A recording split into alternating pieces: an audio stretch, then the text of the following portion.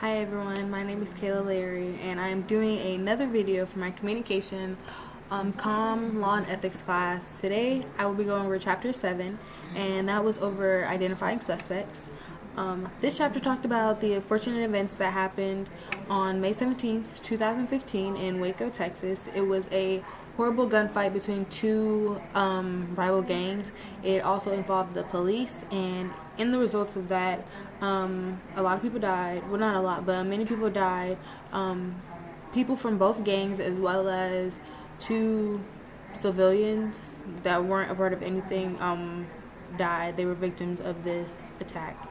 So basically this chapter talked about the decision to release the information or the names of the victims, and basically it kind of talked about the competition between like newscasts and just the pressure that it puts on people, I feel, to get information out first, and just the pressure that social media has on people to get information out first and to be the first person to always release information.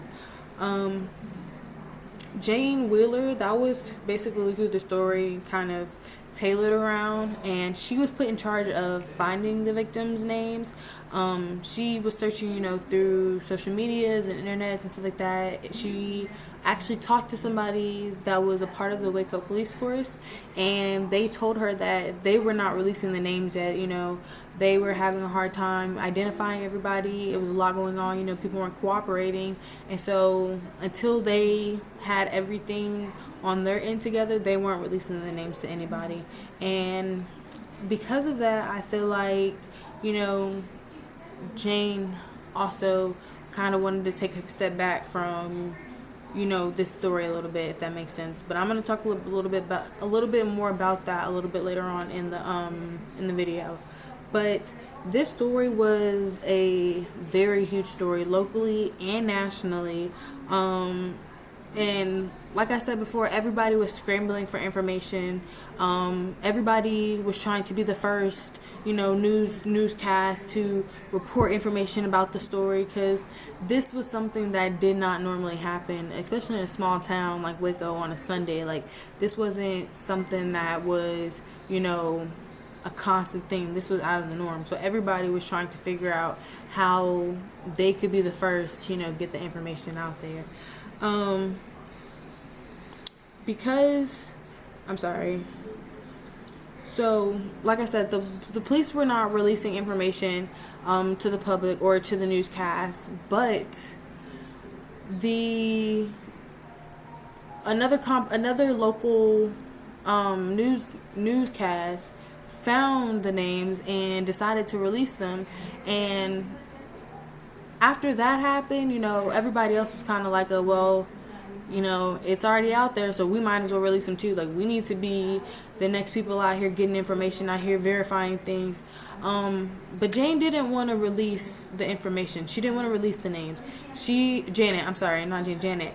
She didn't want to release the names. She felt that there was a reason why the police weren't giving the names out right now, and she just felt like it wasn't their place to give out that information if the police had not already done it. She felt like it wasn't right for them to just go ahead and release the information, and I kind of agree with why she wanted to do that and why she felt the way that she did.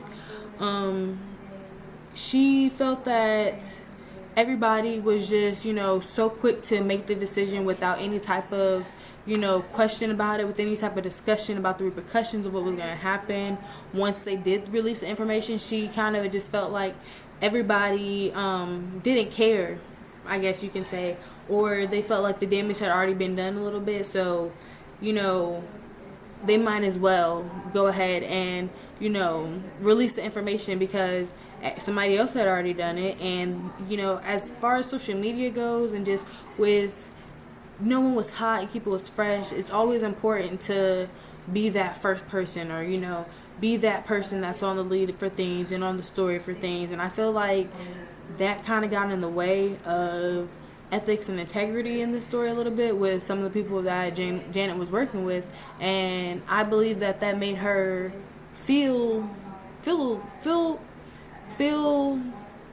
like she had a question, what, not necessarily what she was doing, but just I feel like the ethics behind what she was doing. And I also believe that, they kind of tried to push Janet a little too far. They wanted her to, Facebook message some of the names or some of the victims' next of kin and some of their relatives so that way she could get information and she could try to dig for stuff for the story. But, the police were getting threats from the gangs. And so I just feel like the newscast didn't really care about Janet's feelings in the situation.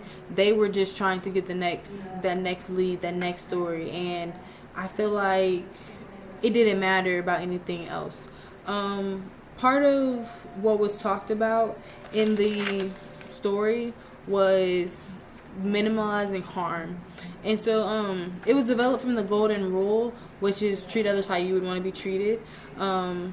And something that I got from the story was, just to think about others, especially when you're making decisions. I feel like when you're a journalist and when you're put in that role and when you have that, when you take on that role of being a journalist, you have a responsibility to always think about others, always think about the public, not only the public, but, just others people's feelings. I know that kind of sounds crazy, but it's just one of the things that they talked about in the story was what would have happened if they did release the story. Like Janet said, there was a reason why the police did not release the names of the victims yet. And so by the newscast releasing those names, it's emotionally traumatizing for the victims' families to, hear about your family member dying on TV before anybody else. Like, that's a shock that a lot of people may not be able to handle. And I feel like that's very unfair to the victims' families for the newscast to do that. They weren't being considerate in that situation, and that's something that you always have to do. You have to be considerate. Compassion is key. That was one thing that they said. Compassion is always key, and I feel like that's something that needs to be, at the top of your list whenever you're, developing stories and whenever you're putting things out. That the compassion is key. You have to always be truthful and honest, and you just, have to always make sure that you are putting the public ahead of anything else. I understand that it's very important, to get the story out there and to, get that next lead and to be the next big thing, but you always have to, consider the public and how this is going to affect everybody and not just, affect the standings of one journalist, if that makes sense. You have to also understand or have to also realize, will the benefit of the public knowing outweigh the harm of the situation, or will it outweigh the harm of what the situation is going to bring?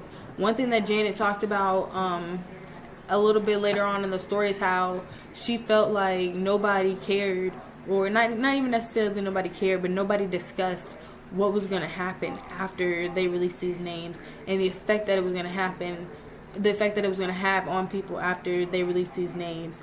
And it made her question her ethic, and it made her question, I feel like why she was doing what she was doing. And I agree with her when she said that she felt like they shouldn't have released them.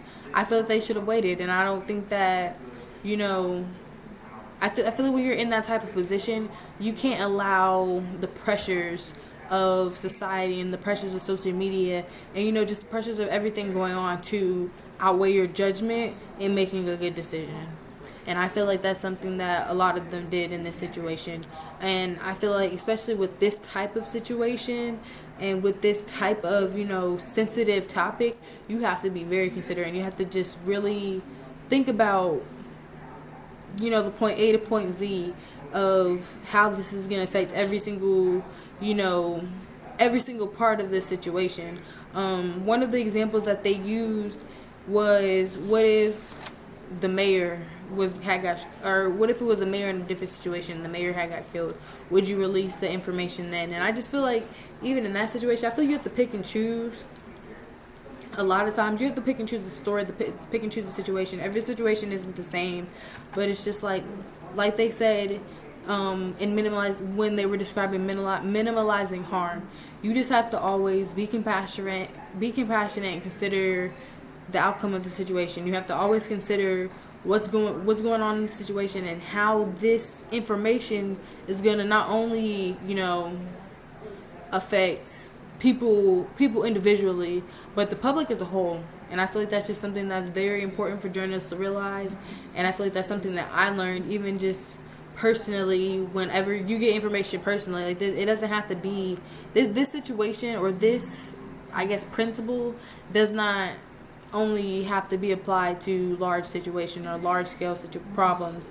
It can also be applied to small situations or small scale problems that you have in your normal everyday life. Just with receiving information about other people, receiving information about problems that other people have, or even with yourself. And just telling people information. You have to realize and understand how this information is going to affect somebody else, and how this information that you have is going to, is the information that you have and that you're giving to somebody else going to outweigh the negative effects that it may cause. That's something that you have to always consider, and you have to always also consider to be compassionate of other people's feelings, and just how it's going to affect somebody else and their situations, because you never know how somebody else is going to handle something rather than how you're going to handle it. So you have to, kind of look on the outside and step into somebody else's shoes to understand how, basically, just how that situation is going to, I guess, how that situation is going to take a toll on them. I guess you can say. But I mean, I like this story. For this chapter, I found this one very interesting. I didn't know this actually happened in 2015, but I feel like just with minimalizing harm, I learned from this principle a little bit more of how to treat situations, or how to tread when I come to situations, and how to understand how it's going to affect somebody else. I really, like I said, really enjoyed this chapter, and I'm excited to read some more. But that was basically, the whole video. Thank you guys for listening, and I will see you next time.